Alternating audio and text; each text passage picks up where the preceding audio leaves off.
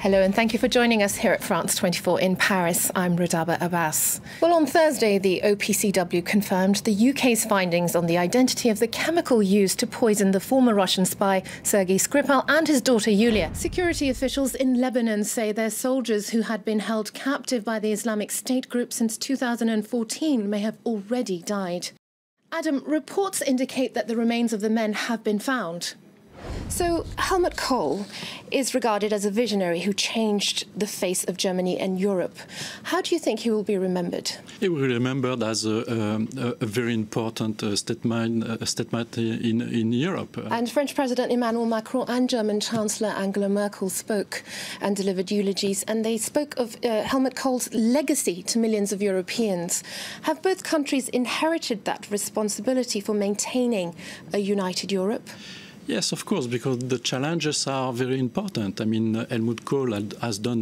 Macron breaking bread with members of the Muslim community tonight. This is about sending out a strong signal, isn't it? Yes, very much indeed. He's just weeks into his presidency, and Emmanuel Macron's presence here sends a signal of unity and inclusion to French Muslims. There is an emotional return for Petra Kvitova. She has spent the past 6 months rehabilitating from a hand injury after a knife attack.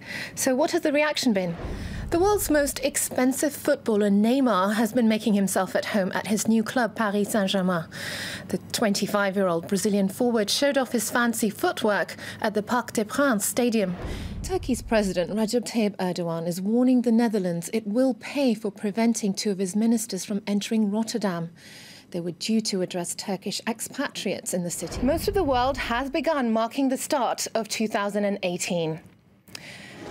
London is the latest capital to bid farewell to 2017 with a spectacular fireworks display. It's official. Paris will host the 2024 Olympics.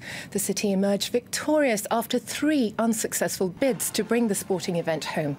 The announcement by the IOC brings an end to an Olympic wait that has lasted a century. Let's cross over to our correspondent on the ground, Sarah Morris. Sarah, what is the mood like now that the march is over? Do you think the show of solidarity will help the city heal from the shock? In the United States, the Attorney General Jeff Sessions has strongly condemned leaks of classified information coming out of the White House.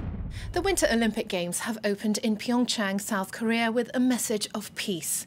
In the lead up to the tournament, there was heightened tension due to Pyongyang's intercontinental ballistic missile tests.